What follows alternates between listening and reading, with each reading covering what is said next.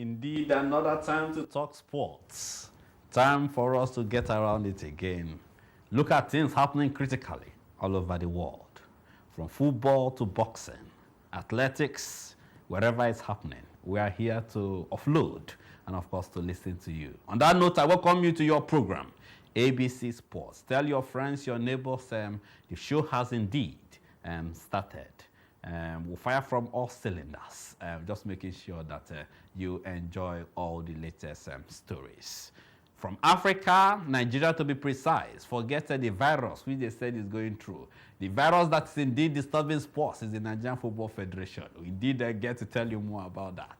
They say there is too much backbiting. Some have been banned as we speak to you. The Fédération Internationale Football Association, FIFA, has indeed looked again at the sacking or perhaps the removal of Aminu Migeri. We get to look at that critically. Stephen Okechukwu Keshi, will he continue to be the coach of the Super Eagles? Stay with me. I have the latest on that story. Also, we will be looking critically at the EPL. Anyway, from now, the stories are the clubs will indeed look at themselves and begin to distinguish who is the best. From week before, now there have been so many stories, but as we speak to you, so many people are talking about what their club can do. Only this afternoon, we saw a lot of Tottenham supporters flood into their tent. We go on, and of course, we get to look at everything that is happening critically. Far away in Canada, we also have to say that the women's under 20 championship World Cup is on.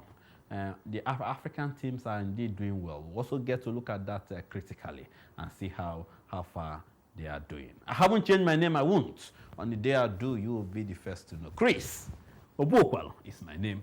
Once again, welcome wherever you're joining us on the show. As you know, doing this show alone is not something that gladdens my heart. And so I try as much as possible to bring in people who will, why not, put an interest into some of the news that are making the rounds. Today I have with me Dele Dada. He is the PRO of the NSSFF. Dele Dada is here with me. Dele, I hope you're doing well on this bright afternoon. Thank you for having me on your show. Brilliant. Also on this program, we have Wale Sonwo. We deliberated on that name for a long time before I decided on what to say. Well, it's nice to have you in. Thank you very much, Chris. It's a pleasure to be here. Brilliant. Thank you. They are my first guests for today. We'll get to look at things critically while they are here. And for those of you who are just coming into the UK, I tell you, you have to sit to listen to them because there's something which is special and they want you to be part of it. But for now, it could be nice for us to travel. Why not? Let's give you a bit of history of the Women's Under-20 World Cup. As you know, the current one is in Canada. But how did all this start? Where did this all start from? Take a bite of this. We'll come back, we'll return.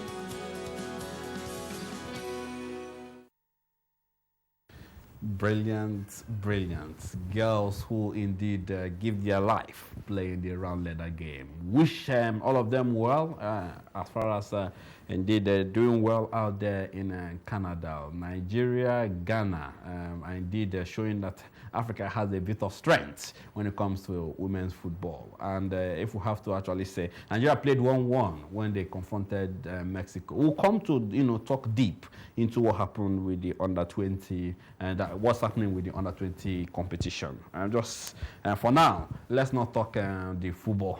Let's not talk football right now. Let's quickly look at other arenas. It could gladden my heart if we start with athletics, because the last time we waved goodbye to you, it was the Commonwealth Games that was waving goodbye to the world. And indeed, we saw, some fantastic talents come out to show power. And why not? There were countries that were jubilating. Others, despite drug cheats, had themselves cautioned.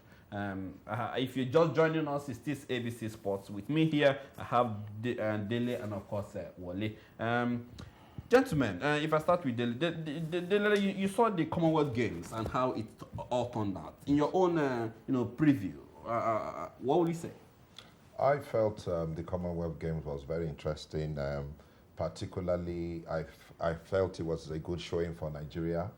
Maybe I'm being a bit biased. I'm Nigerian by background. I felt, for me, this was one of Nigeria's best turnouts. A load of medals haul, and every single event that Nigeria partook in, they won loads of medals. So that was good enough for me.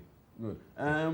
Well, Nigeria have always done well. We can't run away from that in the Commonwealth Games, but the Olympics is a problem. Does it simply mean that the Commonwealth Games, just because perhaps the bigger countries, e.g. America, are not coming, is that why Nigeria attempts to flood so many medals in Commonwealth Games and the Olympic become very porous? Well, it's always good to win something, to win medals at an event. I know you're saying that probably the Commonwealth Games is a little bit less than the Olympic Games, but it's still an event anyway. As Dele, my colleague, said, Nigeria has done very well to have done, to have achieved the medal hauls that they got at the event.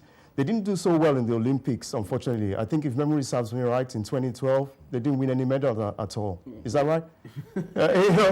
That's what they think. Charcoal. All right. That's what I think happened anyway. Yes, maybe it's less competitive. You may be right on that point. But then, hey, let's give credence. Anybody that's going to an event would have prepared, worked so hard. And I particularly believe that, especially with anything Nigeria, in terms of if you compare them to the Western world, where the athlete there would have the support in going ahead. Our athletes, they tend to sometimes go on their own. I think I read somewhere that one of the lady that won the 200 meters, Blessing, that she went to an event paid for by herself. I can see that happening in the Western world. I won't necessarily say that. Most of the things she does is for herself. Yeah, I agree on all of that. But at this later part, we saw the governor of Bayelsa State, where she comes from. An individual trying to help, but that brings me to the question: why is it that most times 90% is government? What about the companies that are in Nigeria? Is it not high time Nigerians begin to question them? I mean, if you are here, you need to do something. But it seems like we're leaving them to do whatever they like in their own in our own coin. Yeah, I would have thought that if they really understand what publicity is about. I mean, as you can see yourself, Blessing is doing so well. So if you decide to support her, it's good publicity for you. I may be surprised that they need to compel companies that are doing well to support up-and-coming athletes. It's a thing that they should understand. It's not, in my own opinion, they shouldn't really be compelled to do it.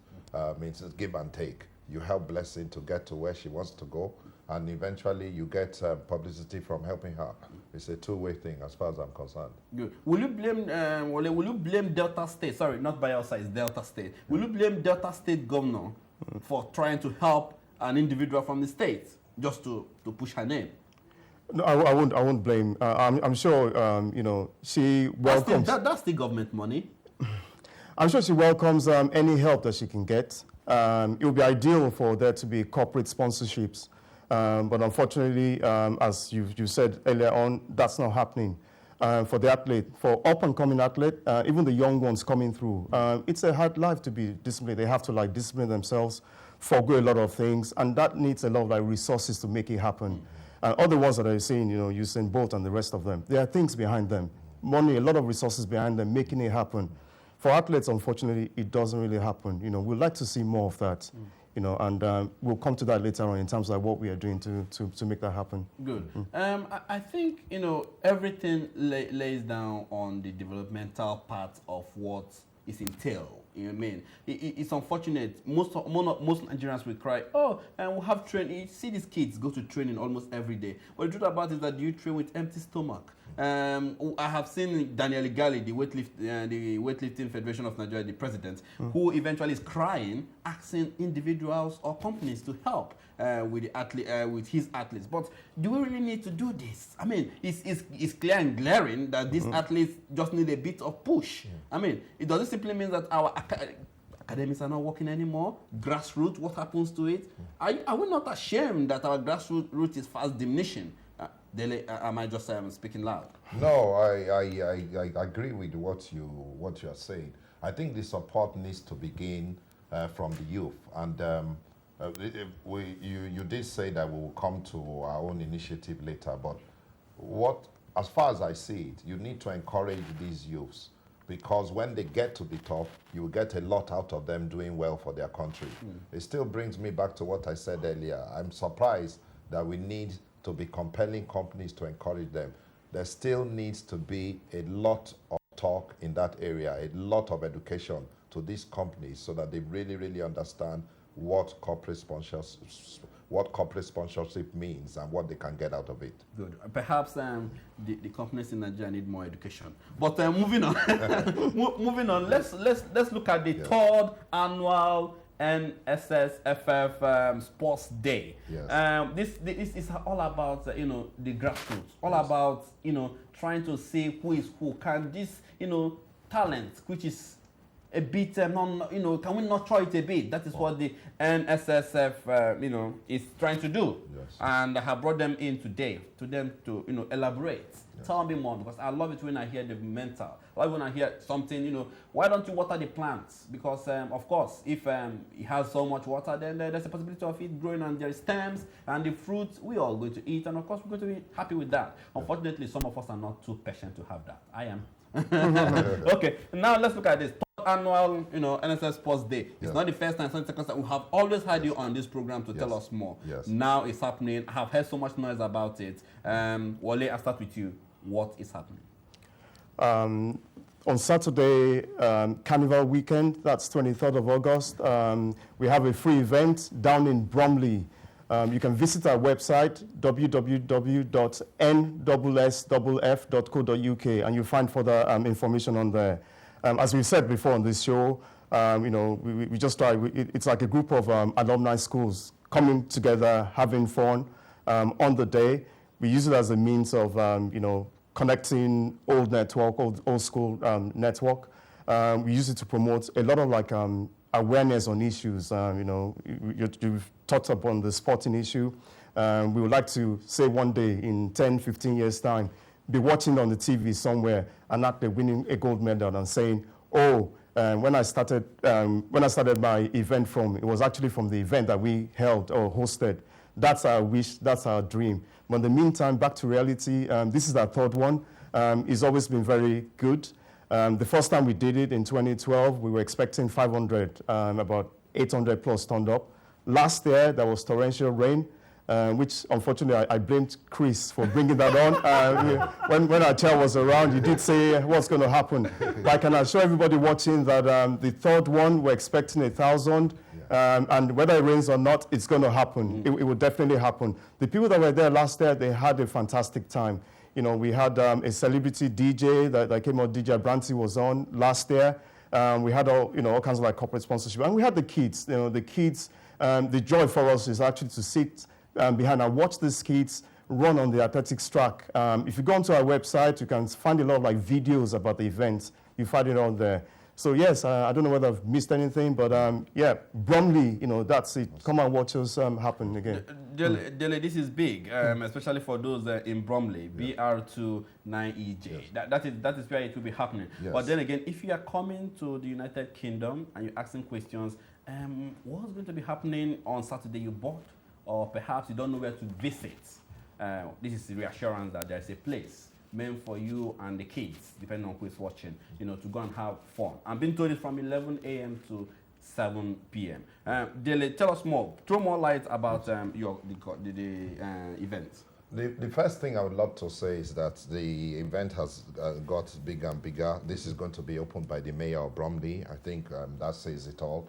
The children love coming to these events.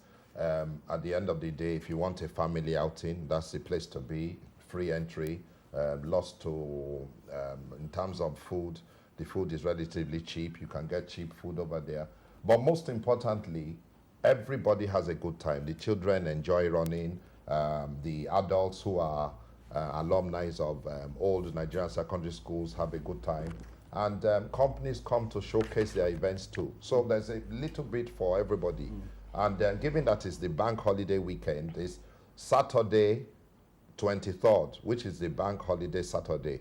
For those who want an alternative to watching the carnival, this is the place you need to be at. Good. So if you think that the carnival will just be too much for you to take in, indeed, to visit the 3rd annual NSSFF. Brilliant. Before the Christmas is so not far away, but I want to twist my tongue on this one. The sports day for them. Please, why not? The place to be is the Norman Athletic Tracks, Norman Park. Hayes Lane and Bromley. Yes. So Bromley is not too far for those who know the direction well. I think we'll leave it to you guys to, wherever they are coming from, you have the direction right to this place. It will be on the website. It will be on the website. And, for those with the sat-nav, just key in BR2 9EJ will get you there. But there'll be further directions and joining instructions on our website. And just to add to what Dele said, this year as well, we're having a mini football tournament, Principal's Cup. So we're going to have all the schools. Compete to win a cup as well, and also there'll be a ladies' table tennis tournament. So it's going to be fun. If you're alumni of various schools, if you have a look at our website, you see the list of schools. Please come and support your schools. The place to be is in Bromley. Yes. What about if I look up into the website and my school is not there? You can come as a guest as well. It's not only for members. It's open to everybody. All Nigerians, friend of Nigerians, everybody's welcome. On the day to have fun and participate. What's happening with the security? Because that's what the one sign that bothers me most. Is arrangement being in place? They have security on site, and we've never had an issue. Like we said earlier, this is the 3rd time that we're having it. There's security on site. Thank God, touch wood, nothing has ever happened that would alarm people, despite the large number of people that attend. There's a secured car park there as well, and then we'll have security in there as well. So there's never been any trouble later. If you're coming with a car, you are well guaranteed that you can have a place to park. You find a place to park. There are loads of parking spaces there. On the venue and then on the streets as well. Yes. Brilliant. I hope we haven't missed anything out on this day. But then again, if you want to be part of this, why not? It is free. You don't need to pay a dime. www.nssff.co.uk. That is where to visit and to get your information. Better still, I'm being told you can call on the number, which is there 077 1972 0031. That is the number to call. Remember, this program is not only for kids. It's also for mom and dad, because there will be something for you to do. But then again, the one that bothers me most is for them to come and do some things on the track and field. I need to see the budding talents being discovered. So some of our agents will be there to see if they can pick 1 or 2 athletes to do well for Nigeria. And moreover, I will be watching out for Wale and Dele. Please. Perhaps I might not be in the event because I leave for Nigeria tomorrow, but then again, I need to know who came last. We'll come back and let you know. We'll get that to you. Some of them have outdragged. I don't want to say me. I hope I haven't given an advert out. That the system It's full up with. Actually, they should disown them because drinking beer is adding alcohol, and alcohol leads to some steroids. Yeah, it's all about healthy lifestyle. That's what we're trying to promote here. There's no alcohol on the site as well, so and it's a family event. It's a family event. Brilliant. Daily Wale, it's been nice having you guys in the studio. It's a pleasure. I won't leave you without asking you the question. After the Commonwealth Games, we had even during that period, we had Chika Malaha, a lady who was accused of taking some steroids in. What do you think about the story? And let's start with you too. To be honest with you, I was very disappointed to hear that. She is too young to have those kind of problems. This, in my own opinion, is a guidance problem. I think her doctors should have done a bit more than they did for her. There's no way she would know what kind of substances will get her into trouble. And we really need to do more from the medical side of things for our athletes. And this particular incident has shown that we need to do more. What do you think it has happened? Do you think naiveness have cost her the medal? I suspect so. I must say that I must confess that I'm not familiar with the details of what happened. I did hear about it, but I'm sure that's what would have happened. You know, she's a young person. She's probably been misguided. You know, so hopefully she will learn from that.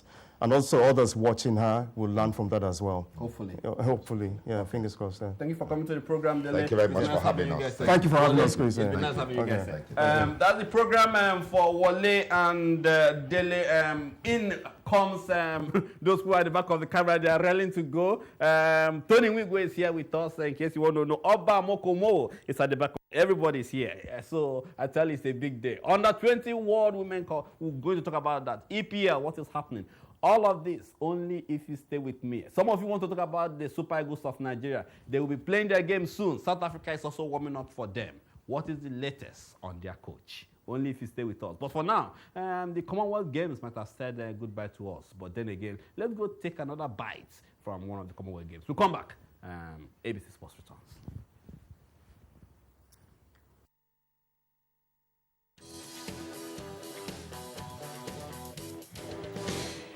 The race for gold in the women's event had opened up as one of the favourites, Michelle Lee Aya from Trinidad and Tobago, was forced to withdraw with injury.